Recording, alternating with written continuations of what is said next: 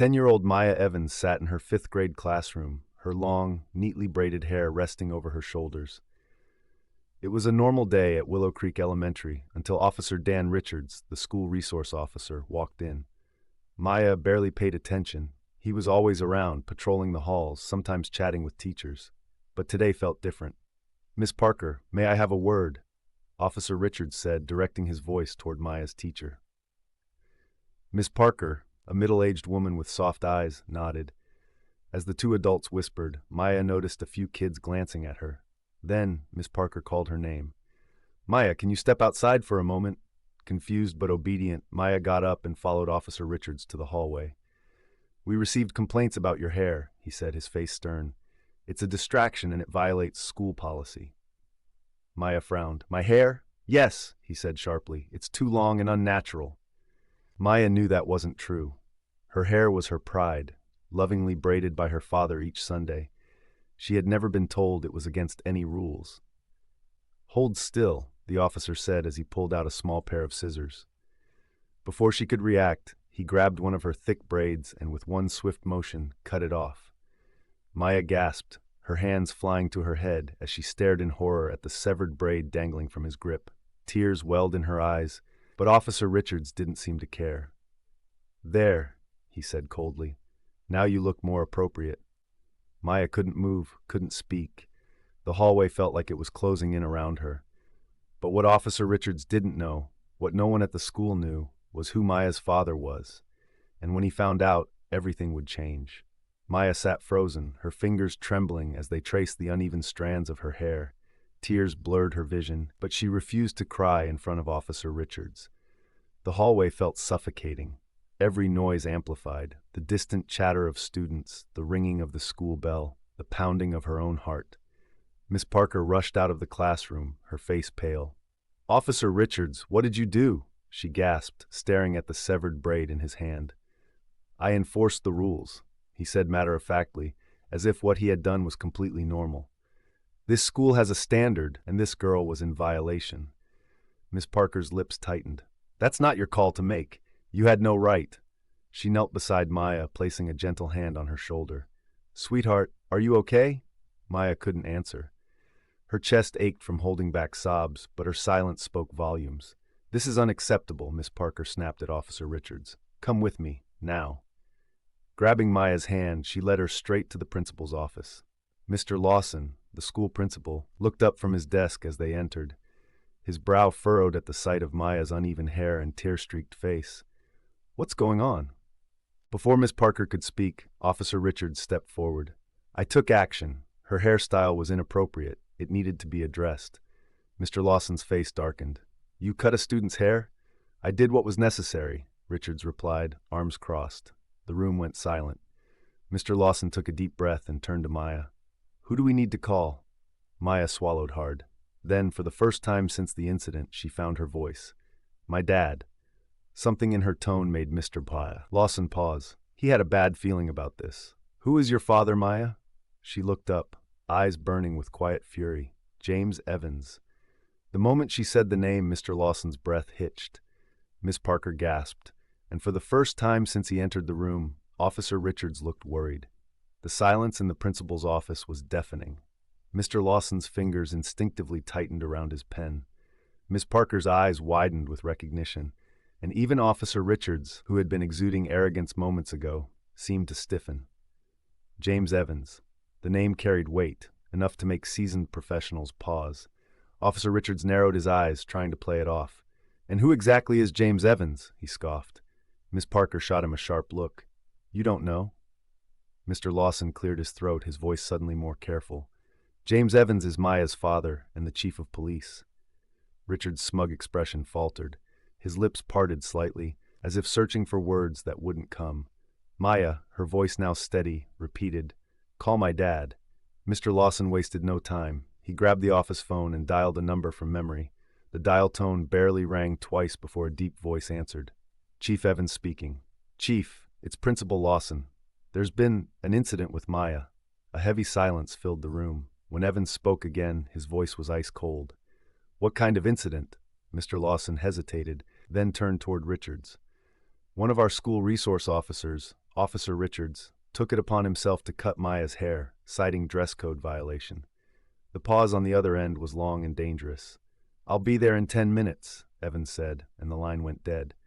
Richards shifted uncomfortably, forcing a chuckle. "Look, this is being blown out of proportion." "No, it's not," Miss Parker cut in sharply. "You humiliated a child, you violated her body, and now you're going to face the consequences." Maya sat still, watching as Richard's bravado began to crack. For the first time, fear flickered in his eyes. 10 minutes. That's all it would take for everything to change. The air in the principal's office was thick with tension. Officer Richards kept shifting in his seat, rubbing his hands together as if trying to shake off his growing nervousness. Miss Parker stood with her arms crossed, glaring at him, while Principal Lawson anxiously checked the time. Maya sat still, her fingers tracing the uneven strands of her hair. She wasn't crying anymore. She was waiting.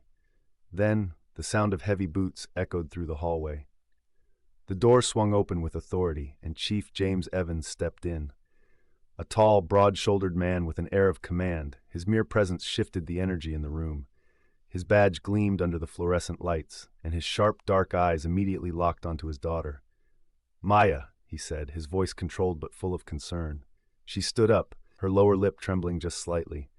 "Dad, She took a deep breath. "He cut my hair." Chief Evans' jaw clenched. His gaze flickered to the uneven ends of her curls, then slowly turned toward Officer Richards. "You did this?" His voice was low, but the weight behind it was crushing. Richards straightened, attempting to regain his composure. "Chief Evans, I was simply enforcing school policy. Her hair was a distraction." "That's enough," Evans interrupted, his tone sharp. He turned to Principal Lawson. "Is this true? This officer put his hands on my daughter?" Lawson swallowed hard. "Yes, sir, without parental consent." Evans took a slow step forward, towering over Richards. "You had no right." His voice was steady, but the underlying fury was unmistakable. Richards chuckled nervously. "Look, Chief, You're done speaking." Evans' words cut like a knife. "What you did wasn't just unprofessional, it was assault, and you're going to answer for it." Richards paled. "Sir, I want your badge and your gun, now." A cold sweat broke out on Richards' forehead. The room was silent, waiting for his next move. Maya, for the first time since the incident, felt a sense of justice closing in. Officer Richards hesitated, his fingers twitching near his belt as if debating whether to comply. His bravado had drained away, replaced by the harsh reality of his situation. "Chief Evans, let's not be hasty," he stammered, forcing a weak smile. "It was just a misunderstanding. I didn't mean any harm." Chief Evans stepped closer, his towering presence making it clear there was no room for negotiation. "A misunderstanding?" His voice was dangerously calm. "You took scissors to my daughter's hair without consent in a school filled with witnesses.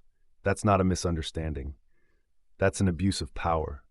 Richards looked toward Principal Lawson for help, but the principal avoided his gaze. Miss Parker, standing to the side, had her arms crossed, watching the scene unfold with a satisfied expression. "I won't say it again," Evans continued, his hand outstretched. "Your badge, your gun, now." Richard's face flushed red, but he reluctantly unhooked his badge and placed it on the principal's desk. He hesitated a moment longer before slowly unholstering his firearm and setting it down beside it. His jaw tightened and his eyes darted around the room, searching for an escape from the humiliation. "You can't do this," he muttered. "I just did." Chief Evans turned to Principal Lawson. "This officer is not to step foot in this school again. If I find out he does, there will be legal consequences." Principal Lawson nodded hastily. "Understood, Chief." Maya watched the entire exchange, her heart pounding. She had never seen her father like this, so controlled yet so commanding. For the first time since the incident, she felt a flicker of hope that justice might actually be served. As Officer Richards grabbed his belongings and stormed out, Chief Evans finally turned to his daughter. He knelt in front of her, his tough exterior softening just a little. "I'm sorry this happened to you," he said, his voice filled with quiet anger and sadness. "But I promise you, it's not over yet." Maya nodded, gripping his hand. She knew her father, and when he made a promise, he always kept it. By the time Chief Evans and Maya got home, the story had already begun to spread. A student had recorded the incident and uploaded it online. Within hours, it had gone viral. News outlets were picking it up, and social media was ablaze with outrage. Justice for Maya was trending. People were demanding accountability, not just for Officer Richards, but for the school administration that had allowed such a violation to happen. Maya sat on the couch, staring at her phone as messages poured in. Some were from friends offering support, others from complete strangers, expressing their shock and anger. She still felt the weight of what had happened, but for the first time, she realized she wasn't alone. Chief Evans, meanwhile, was on the phone, speaking with legal experts and civil rights activists. "This isn't just about Maya," he told one of them. "This is about every child who's been targeted, humiliated, or made to feel like they don't belong." At that moment, Maya's mother, Lisa, rushed into the house. She had just finished work when she saw the news and had driven straight home. The moment she saw Maya, she pulled her into a tight embrace. "Oh, baby, I'm so sorry," Lisa whispered, tears in her eyes. "I can't believe this happened to you." Maya hugged her back, feeling a lump in her throat. "It's okay, Mom. Dad's handling it." Lisa looked up at her husband. "What's the plan?" Chief Evans sighed, rubbing his temples. "First thing in the morning, I'm filing official charges against Richards. I'm also calling a press conference. The school needs to answer for this, too." Maya swallowed hard. "A press conference?" Her father nodded. "People are listening, Maya, and we're going to make sure they hear the truth." Maya wasn't sure she was ready for all of this, but as she saw the determination in her father's eyes, she knew there was no turning back. This was bigger than her, and she was ready to fight. The next morning, Chief Evans stood at the podium in front of a crowd of reporters, cameras flashing and microphones pointed toward him. Maya sat beside her mother, gripping Lisa's hand tightly as they watched him speak. "This is not just about my daughter," Chief Evans began, his voice steady and commanding. "This is about the abuse of power, the humiliation of a child, and the deep-rooted bias that still exists within our institutions." The reporters murmured, scribbling notes as Evans continued. "Officer Richards violated my daughter's rights. He assaulted her by forcefully cutting her hair, an act of cruelty and racism that cannot be ignored, and the school administration allowed it to happen without intervening." Maya swallowed hard as she listened. Seeing her father speak with such conviction gave her strength, but she still felt exposed with so many eyes on her. The memory of that moment in the hallway still burned in her mind. A reporter raised a hand. "Chief Evans, do you believe this was an isolated incident or part of a larger issue?" Chief Evans didn't hesitate. "This is not isolated. Black children, especially black girls, have been subjected to discrimination in schools for years. Whether it's dress codes targeting natural hairstyles or punishments that disproportionately affect them, this is part of a larger pattern." The crowd murmured in agreement. Another journalist spoke up. "What action are you taking against Officer Richards?" "I've filed formal charges against him for assault and misconduct. Additionally, I am demanding that the school district review its policies and fire any staff involved in covering this up." The conference was being streamed live, and social media was already reacting. Maya's story had touched a nerve.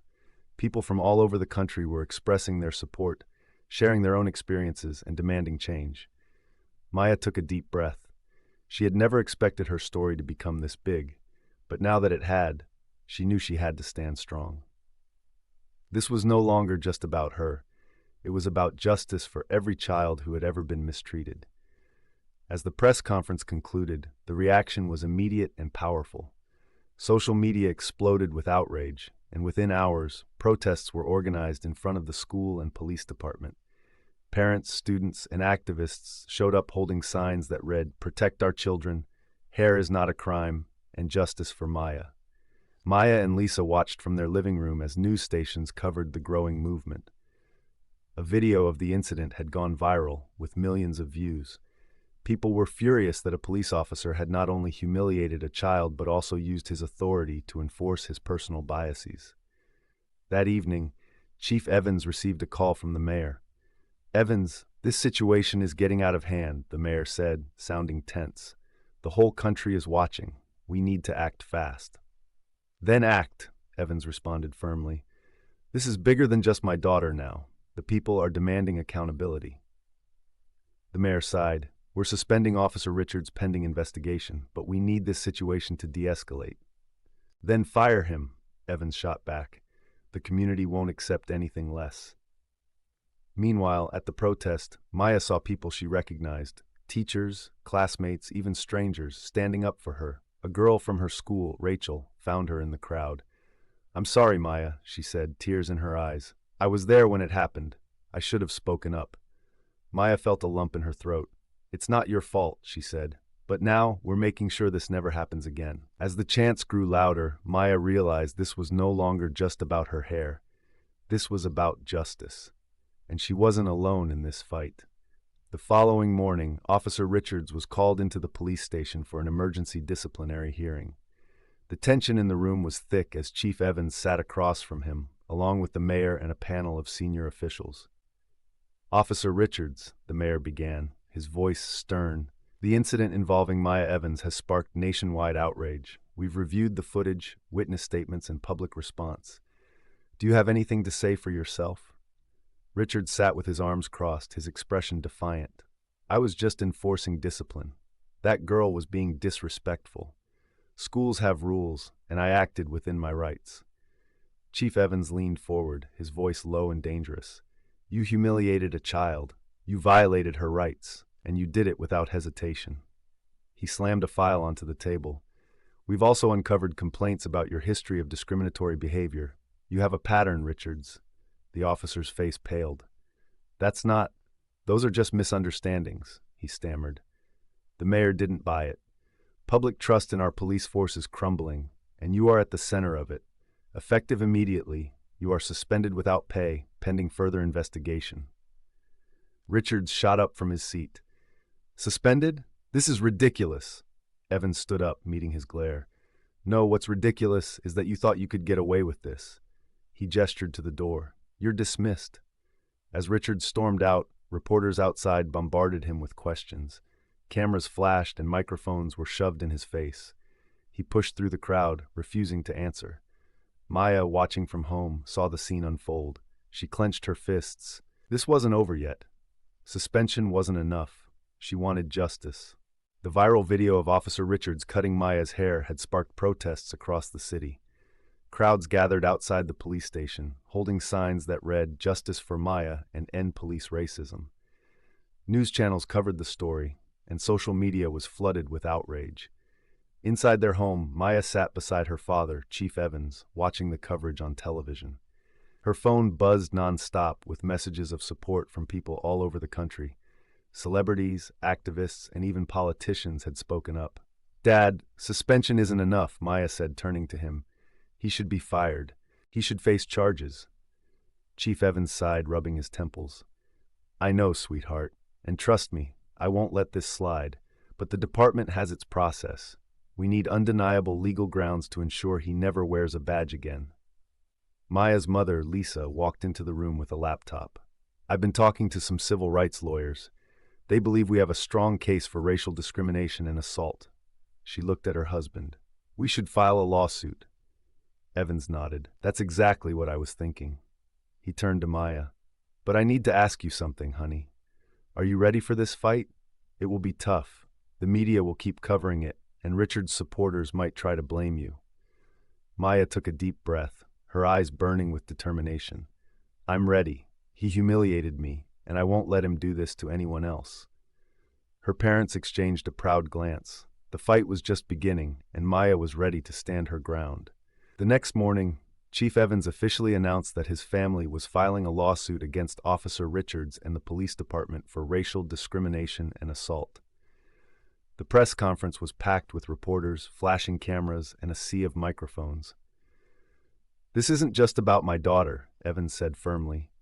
"It's about every child who has been mistreated, every person who has suffered injustice. We will not let this go unanswered." The city erupted with even more support for Maya. Civil rights organizations joined the fight, offering legal assistance and amplifying the movement. The mayor, pressured by the growing protests, called an emergency meeting with the police commissioner. Meanwhile, at the station, Officer Richards sat in a meeting with his lawyer and the union representative. He was pale, sweating, and visibly nervous. "This is getting out of control," he muttered. "They're treating me like a criminal over a haircut." His lawyer gave him a hard stare. "That's because what you did was illegal and dehumanizing. You used your power to humiliate a child. The evidence is overwhelming." Richards clenched his fists. "I didn't mean any harm. It was just discipline." "Discipline?" the union rep interrupted. "You violated every protocol. This case is becoming a national scandal, and the department is under fire. You might lose everything." For the first time, reality hit Richards. The job he had taken for granted, the authority he had misused, it was slipping away. As the lawsuit moved forward, Maya's case became a symbol of a larger fight against discrimination. The pressure was mounting, and the department had a choice to make: stand by a racist cop or take a stand for justice. As public outrage grew, the police department faced mounting pressure to take action. Protesters gathered outside the station daily, demanding justice for Maya. News outlets continued covering the case, interviewing activists, lawyers, and community leaders who all echoed the same message. Officer Richards had to be held accountable. Behind closed doors, the police commissioner, Mayor Daniels, and Chief Evans sat in a tense meeting. The mayor looked exhausted. "We can't afford to drag this out any longer," he said, rubbing his temples. "The public trust is at an all-time low, and our city's reputation is at stake." The commissioner sighed. "We've reviewed the case extensively. Richards violated multiple policies, abused his authority, and brought disgrace to the department. We have no choice but to terminate him." Chief Evans nodded, though his expression remained firm. "That's not enough. He needs to be criminally charged." The room fell silent. The commissioner hesitated. "You know the police union will fight that." Evans leaned forward. "Let them. The people deserve to see that officers who abuse their power will face consequences." Later that evening, the department held a press conference. The commissioner stepped up to the podium, cameras flashing in his face. "After a thorough investigation, Officer Richards has been officially terminated from the force. Furthermore, the district attorney's office has opened a criminal case against him." The crowd erupted in cheers. Social media exploded with messages of support for Maya and her family. For the first time in weeks, Maya felt like justice was truly being served. But the fight wasn't over yet. Richards wasn't going down without resistance, and his lawyer was preparing to challenge the charges in court. The final battle for justice was about to begin.